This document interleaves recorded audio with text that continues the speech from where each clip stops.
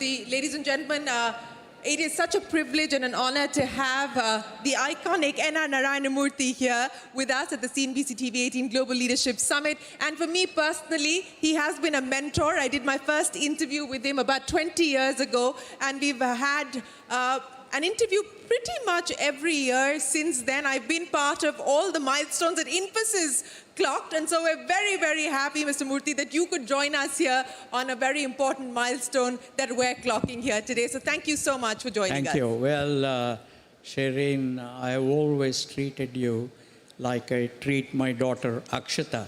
So you are special, and therefore attending this event and having conversation with you is, of course, an absolute privilege and a pleasure and pride. Thank you. The privilege and pleasure is all mine, sir. So let me start by talking to you about the next 25 for India. As you look at where we stand today, Mr. Murthy, and there is a lot of hope, there's a lot of optimism, what is your prescription for the road ahead, the next 25 for India, the Narayana Murthy notes? Thank you. Well, you know, we have done reasonably well in the last 30 years. And in the last 10 years, we have acquired a new confidence, a new hope, a new sense of energy. For example, in my own middle-class locality where I live in Bangalore, Jayanagar, I see new restaurants coming up, small restaurants, new barber shops, new fitness salons, street vendors selling apple, oranges, peas, capsicum, etc., etc. These were not things that we used to see earlier. In other words, there is a reasonable disposable income in the hands of the urban middle class. At the same time, India has huge challenges. First of all, before I say that, let me say this. I am running 79 years. No, it's very important to say I am elder to most politicians and definitely much elder to all bureaucrats. So whatever I say is with a sense of affection and admiration. And it's not criticism. I don't know how long I will live. My friend Ratan went away a few weeks ago. Therefore, I have no vested interest in whatever I say. All that I want is to see an India which has fulfilled the dreams of our founding fathers. Anyway, having said that, I say that at the same time, you see 800 million Indians receiving free rations. You see free electricity being given. You see free bus rides being given. While you look at it from one perspective, these are all good things, but another perspective says that while urban India is making rapid strides, there is a large part of India that has not benefited from all the wonderful globalization that we have had. So therefore, the need of the day for us is to focus on job creation.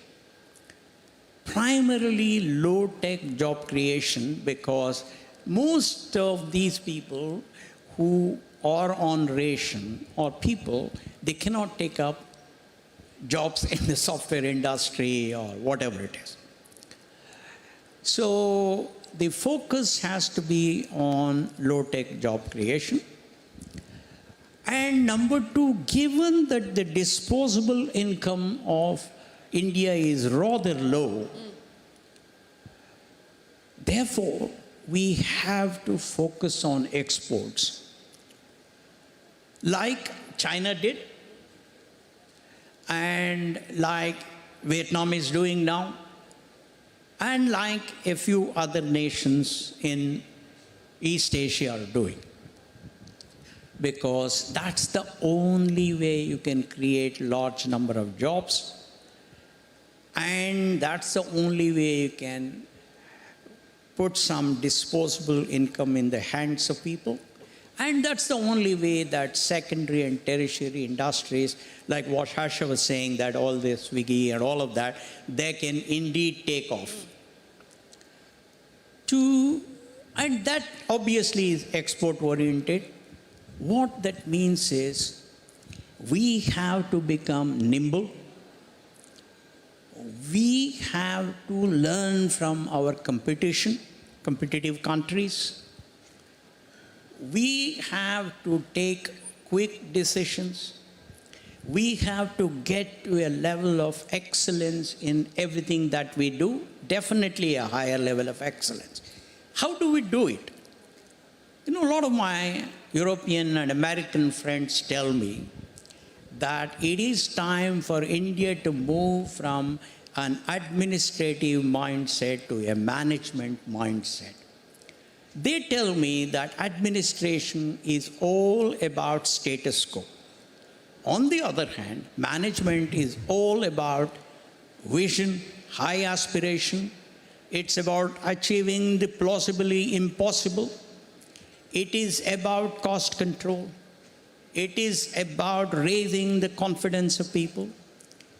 It is about making things happen quickly and being very competitive. It's about learning from our competitors, etc. So maybe Prime Minister Modi, who has done a brilliant job so far in terms of accelerating our economy, all of that, may want to look at whether we need more of managers in the government rather than administrators. And to do that, they perhaps may want to look at, rather than the current method of having some, whatever it is, some 3-4 subjects, examination, etc. for the IAS, he may want to look at selecting people from the various management institutes, bringing them into the government. I hope the opposition won't have much objection, like they have already raised. Bring them into the government. First, get them trained at Mussoorie on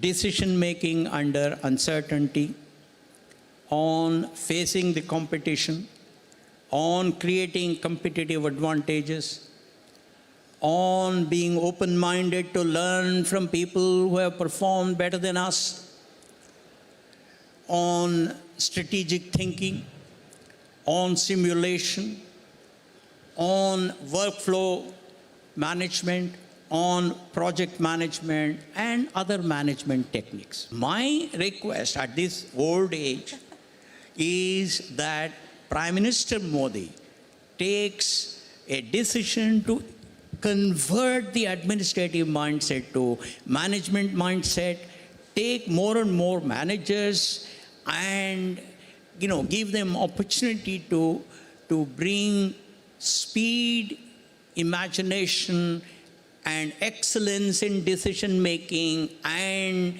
in implementation in the public governance system. I believe India will then accelerate even more, because he has a very laudable, very visionary objective, which is to reach $50 trillion by 2047.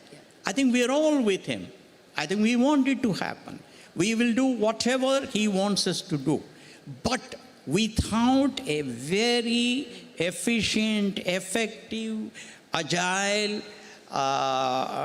open-minded public governance system, that may be somewhat difficult. So since you're talking about moving from an administrative mindset to a management mindset as far as governance is concerned, let me ask you, Mr. Murthy, Donald Trump has decided to appoint Elon Musk and Vivek Ramaswamy to head a commission or a committee which will work with the government, not part of the government, but with the government, to look at efficiencies across all government functions. Do you believe that that is something that we should experiment with? You know, I don't know because, of course, Donald Trump is now going to be the president, so it is not proper on my part to comment. Certainly, he knows much more than I do about his country. But I do think that reducing government, reducing latency of action, reducing fat, reducing inefficiency, they are good whether it's America or India or Timbuktu. That's all what I can say.